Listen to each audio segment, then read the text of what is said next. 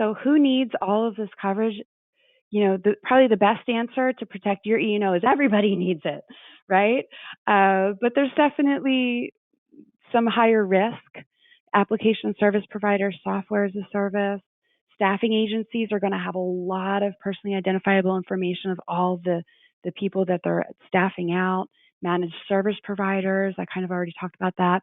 And we do see a lot of these coverages needed for contracts. Who does USLI target? I started to allude to that with some of my examples and my claims examples. Lots of things in software, network, space, client help desk, support, website design, data management. I'm not going to read all of these to you in the interest of time, but you can see there's my little ShamWow commercial again. But wait, there's more.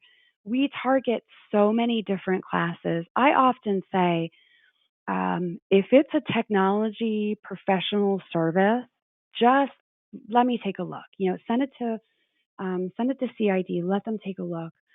We can accommodate so many different classes, and sometimes it isn't really about the class. It's more about what are you allowing the end user to do, and the terminology can really change over time.